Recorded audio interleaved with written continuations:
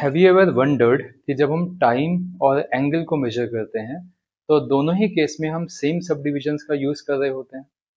I mean to say that 1 hour is divided into 60 equal parts where each part is called a minute, and 1 minute is further divided into 60 equal parts where each part is called a second. Similarly, to measure angle in degree, if we define a unit of angle which is less than 1 degree, we prefer measuring the angle in terms of minutes and seconds. There, each degree is divided into 60 subdivisions. Each division is called a minute, and similarly, each minute is further divided into 60 equal parts, where each part is called a second. So why is it so? ऐसा क्यों है कि angle और time दोनों के लिए हम same minute और सेकंड का यूज करते हैं? क्या ये दोनों सेम है, या फिर ये दोनों डिफरेंट है, या इनके बीच में कोई connection? Let us discuss. Historically, to measure time and angle, we used sexagesimal number system. ये नंबर सिस्टम ग्रीक्स यूज करते थे, एंड एंशियंट ग्रीक में इस नंबर सिस्टम का बहुत ज्यादा इस्तेमाल होता था. Sexagesimal number system contain 60 distinct characters. हम जो नंबर सिस्टम यूजुअली यूज करते हैं मैथ्स में, बचपन से ही हमें डेसिमल नंबर सिस्टम ही मेनली पढ़ाया जाता है. डेसिमल नंबर सिस्टम में 10 डिस्टिंक्ट कैरेक्टर्स होते हैं, 0, 1, 2, 3 अप टू 9.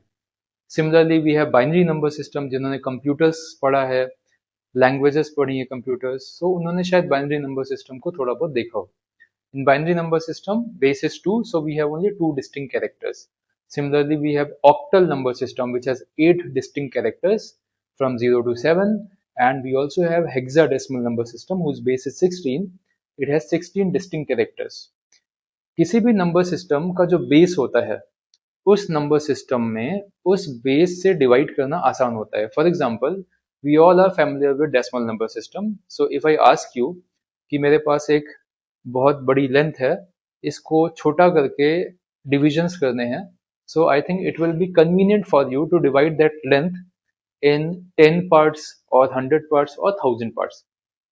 हमारे लिए टेंस की पावर्स में डिवीजन बहुत आसान होता है क्योंकि हम डेसिमल नंबर सिस्टम यूज करते हैं जिसका बेस होता है 10.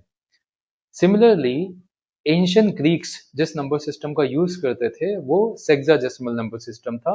उसका बेस 60 था. इसलिए जब उनके सामने प्रॉब्लम आई कि 1 आवर बहुत बड़ी यूनिट है टाइम की, इसको छोटे छोटे पार्ट्स में डिवाइड करके कोई कन्वीनियंट यूनिट बनाओ, तो उन्होंने उसको 60 पार्ट्स में डिवाइड कर दिया.